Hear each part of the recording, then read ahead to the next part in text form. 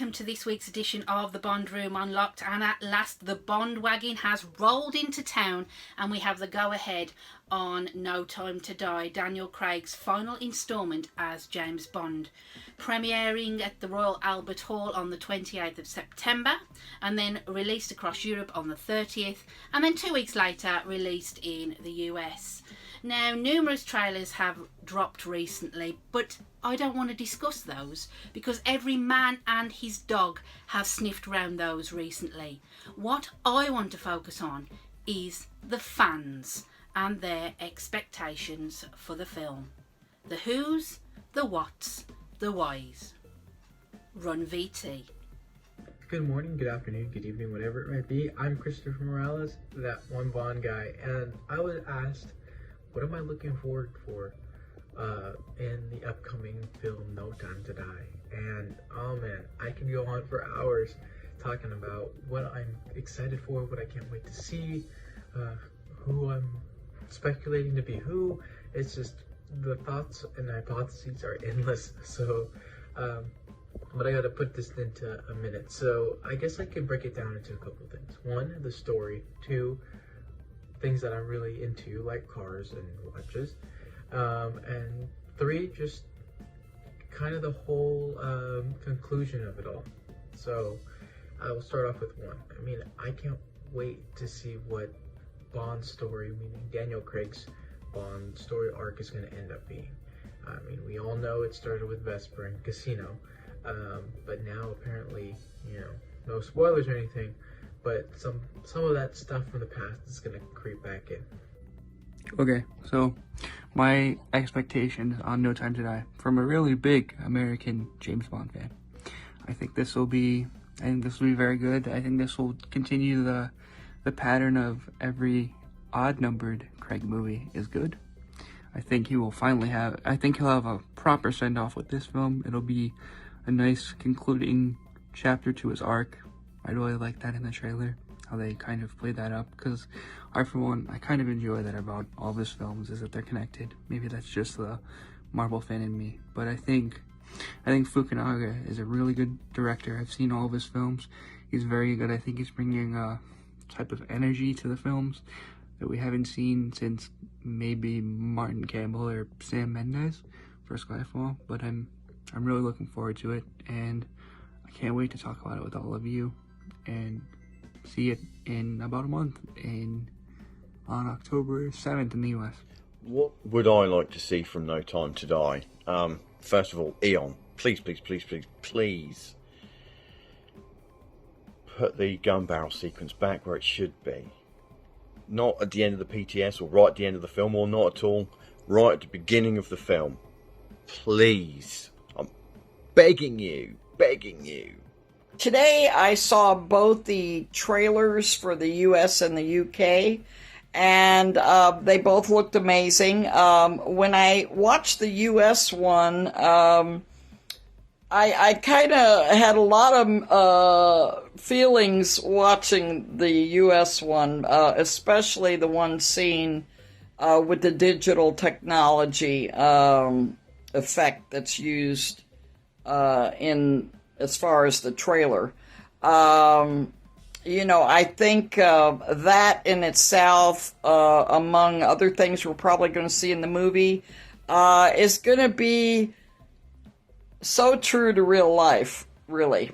They say movies, they put movies out with a message, and I think we're really going to see something very unique and very surprising through this movie. It's got a sinister villain with a big high-tech lair. It's got big action set pieces that travel the world. It's got glamour. It's got gadgets. It's a big, proper old-school Bond film, possibly. Well, certainly the trailer seems to suggest that No Time to Die will be that, so for that reason alone, I can't wait to see it at last. I hope they've got time to change that dreary theme tune though. Hey Vicky, thank you once again for having me. Basically my expectations for No Time to Die are I want to see lots of action, good fight scene, good car chases, and Daniel Craig to go out on a high note. Thank you again, and subscribe to the Bond Room Unlocked. Next are the cars. Aston Martin has, I think, 4 or 5 cars that are going to be in this film, and they're all from the past. Well, except for a couple, some of the newer ones, but really, really cool nostalgia coming from the older cars, and it's just going to be so much fun to see something other than the DB5. And then, let's see, the watch. Obviously, I'm a huge Omega fan. I'm super excited to see what it has to do involved in the movie plot. Perhaps it's another gadget, who knows. But yeah, there's endless things that I can list on and on about. Also, I'd love to see Ana de Armas being just ultra memorable in her 10-11 minute screen time. You know, memorable like Madeline Smith or Caroline Munro. Memorable like those Bond girls. Just please, another please. It's going to be so true to real life, really. You know, they say movies, they put movies out with a message, and I think we're really going to really see something very unique and very surprising through this movie.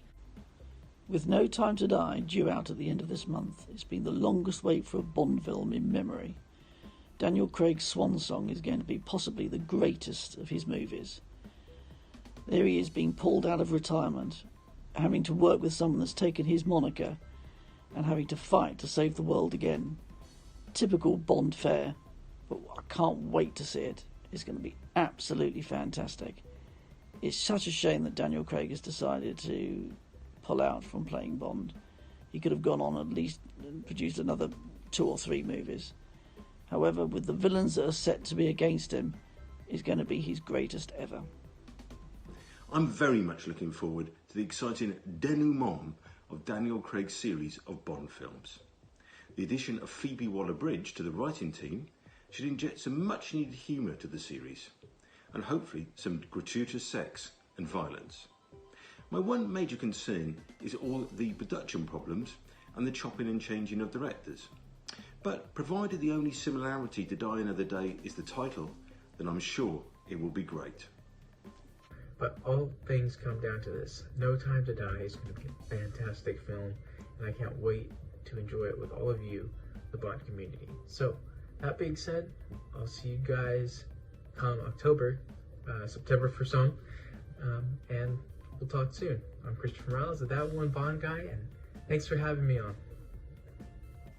Oh, you can feel the excitement. Finally, a Bond film after 6 years. Well, before I wrap up, I want to give you my thoughts and expectations on the film. Now, I don't hide the fact that I wanted Daniel Craig to finish after Spectre in 2015, but you don't always get what you want. But that being said, I do hope he goes out on a high, unlike that of Pierce Brosnan, who had to suffer with Die Another Day in 2002 and then be told over the phone that his Bond gig had ended. Now, while I'm not a fan of the Bond arc system that EON have used in Daniel Craig's films, and I hope we can go back to single missions in the future, it will be interesting to see if it all ties up in a neat little bow as the credits roll. And you never know, we might even get a smile from Madeleine Swann.